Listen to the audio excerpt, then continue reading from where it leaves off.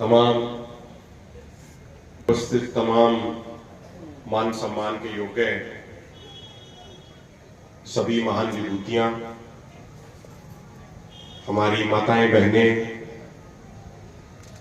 छोटे छोटे बच्चे और समाज को एक नई दिशा दिखाने वाले हमारे संत महात्मा, आज यहां आप सब लोग एकत्रित हुए हैं। सबसे पहले मैं आप सबको हाथ जोड़ के प्रणाम करता हूं और बड़े बुजुर्गों से आशीर्वाद लेते हुए उनको पैरों को हाथ लगाते हैं। साथियों, मुझे बताया गया कि कृषि के क्षेत्र पे, कृषि के मुद्दे पे हमें अपनी बात रखनी है। मैं उस मुद्दे पे आने से पहले थोड़ी बात आपके साथ सामाजिक तौर की बातें भी आपसे साझा करना चाहता हूं। स्वामी जी ने कहा था कि क्रोध का भोजन विवेक होता है और जब विवेक नष्ट हो जाए तो तब सब कुछ नष्ट हो जाता है। सामाजिक व्यक्ति को कभी किसी के प्रति विरोध अपने मन में नहीं लाना चाहिए। जब स्वामी जी दुनिया को एक नई दिशा दिखाने का कार्य कर रहे थे तो उन्होंने अपने कर्म से, उन्होंने अपने पुरुषार्थ से, उन्होंने अपनी बुद्धि से समाज को एक नई दिशा दिखाने का कार्य किया था। हम किसी दूसरे को नीचा दिखा के हम खुद श्रेष्ठ नहीं बन सकते। हम अपने कार्यों से, हम अपने कर्म से, हम अपनी बुद्धि से, हम अपने संस्कार से, हम अपने आचार से, हम अपने व्यवहार से श्रेष्ठ बनेंगे। एक किसी महान व्यक्ति ने कहा कि चित्तर की नहीं, चरित्र की पूजा करो, व्यक्ति नहीं व्यक्तित्व की पूजा करो।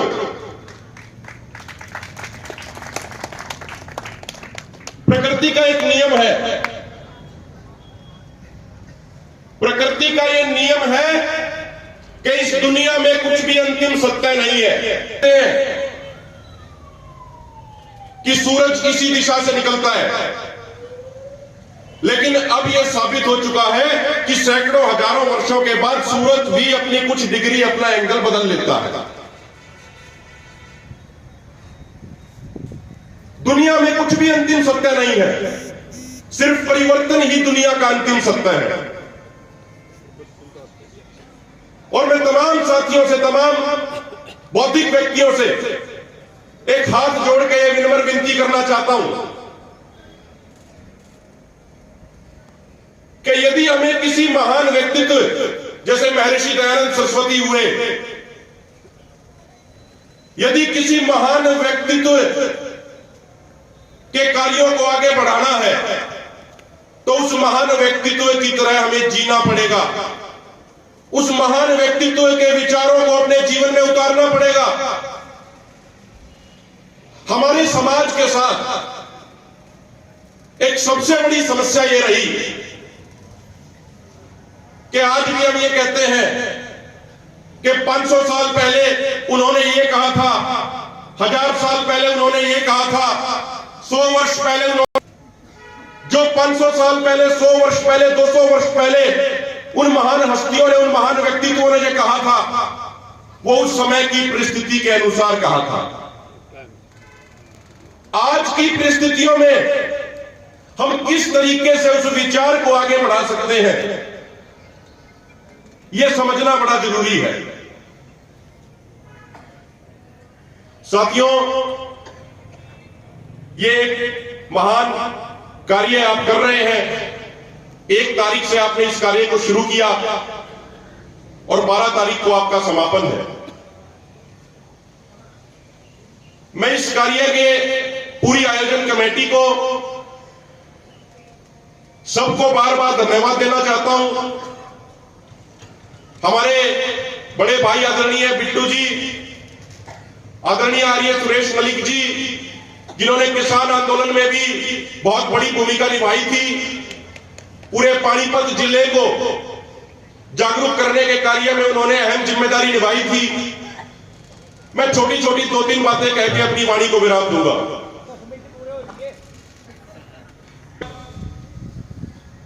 हमें कोई भी यदि नीति बनानी है, आज बात सरकार की नहीं, आज बात सिस्टम की करनी पड़ेगी।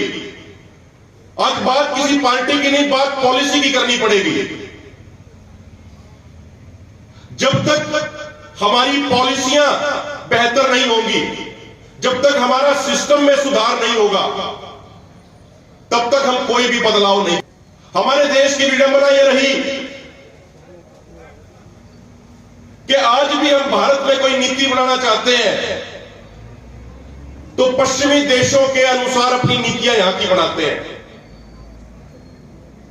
पश्चिम देशों के नजरिए से हमारे नीति निर्माता यहां नीति बना रहे हैं। पिछले 75 वर्षों से यह कार्य जारी है। नीति भारत की जब तक परिस्थितियों के अनुसार नहीं बनेगी, तब तक हम भारतीयों को उनका सम्मान, उनका मान सम्मान नहीं दिलवा सकते।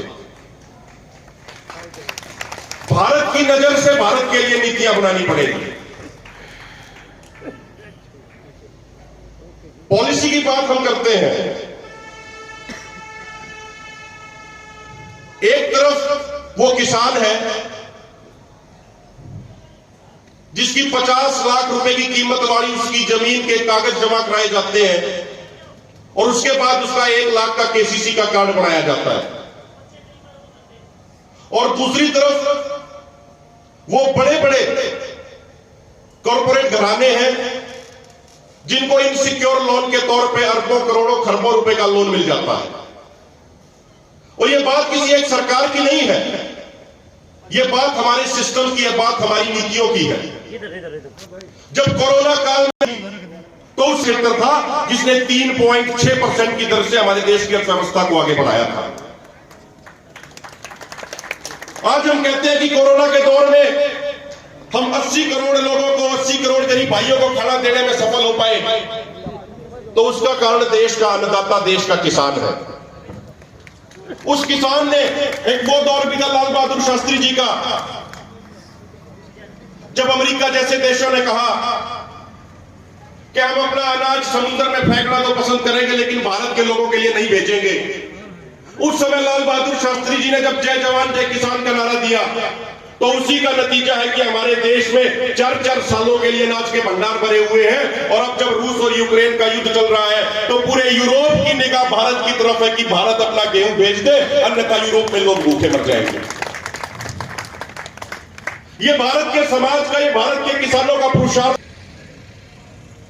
आज हमें उस किसान के दृष्टिकोण से, उस किसान के नजरिए से हमें नीतियां बनानी पड़ेगी। हमारे देश के नीति निर्माताओं को यह कहना पड़ेगा कि हम विश्व स्तर के WTO और IMF जैसे संस्थानों की गलत नीतियों का पालन हम नहीं करेंगे। ये बातें हमारे देश के नीति निर्माताओं को कहनी होगी। हमारे देश के लोगों को, हमारे देश के नीति निर्माताओं को यह कहना होगा कि उन विकसित देशों के बड़े बड़े संस्थान, WTO, IMF जैसे संस्थान, वो अमेरिका, इंग्लैंड, चाइना, उन देशों के लिए जो नीतियां बनाते हैं, उन नीतियों के अनुसार वहां के किसानों को वहां की सरकारें 42 लाख रुपए सालाना की सब्सिडी देती हैं। लेकिन यदि भारत की सरकारें ये कहें कि हमारे देश के किसानों ने अपनी मेहनत से, अपने पुरुषार्थ से जो अन्न पैदा किया है, हम उसको उसकी उचित कीमत देंगे, तो वो WTO और IMF जैसे संस्थान भारत के ऊपर मुकदमे शुरू करा देते हैं। तो हमारे देश के पॉलिसी मेकर्स को, नीति निर्माताओं को खड़े होके ये कहना पड़ेगा कि हम बिगाड़ नहीं करेंगे। तब तक भारत को महान और विश्व पटल पे वो सम्मान दिलाने का हमारा सपना अधूरा ही रहेगा। मैं अंतिम बात अपनी ये कहना चाहता हूं कि मृत्यु एक जीवन की सच्चाई है। जिस दिन से हमारा जन्म हुआ उसी दिन से हम मृत्यु की तरफ बढ़ते जा रहे हैं। कोई भी व्यक्ति इस दुनिया में परमानेंट नहीं रहने वाला। जो आया है उसको एक दिन जाना भी है। लेकिन जितना समय इस धरती पे हम हैं, यदि उस समय में हम ऐसा कुछ कार्य कर जाएं कि हमारे जाने के बाद भी हम जिंदा रहें, हम समाज के लिए ऐसा कुछ करके जाएं कि हमारे जाने के बाद भी पीढ़ियां याद रखें। आज स्वामी दयानंद सरस्वती इस दुनिया में नहीं है, लेकिन स्वामी दयानंद सरस्वती विचारों को मानने वाले लाखों करोड़ों नौजवान, नवयुवतियां, बुजुर्ग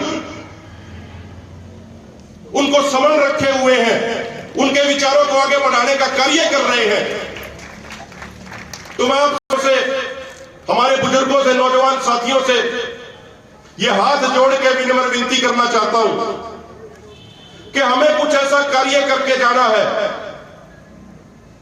कि हमारे जाने के बाद भी हमारे वो विचार समाज को आगे बढ़ाने का रास्ता दिखाते रहे। और अंत में हमें यहां अपनी बात रखने का मौका दिया। बातें बहुत कुछ थी, लेकिन समय का ज्यादा समय लेने के लिए आप सबसे अपनी वाणी को यहीं पे विचार अपना विराम देता हूं। और आपने विचारों को सुना, उसके लिए आप सबका बहुत बहुत धन्यवाद। यदि किसी की शान, यदि किसी के मान सम्मान में हमारे किसी शब्द से ठेस पहुंची हो तो उनसे भी हम हाथ जोड़ के क्षमा मांगते हैं। बहुत बहुत धन्यवाद। धन्यवाद कुहाड़ जी। और महर्षि दयानंद ने तो गाय माता की रक्षा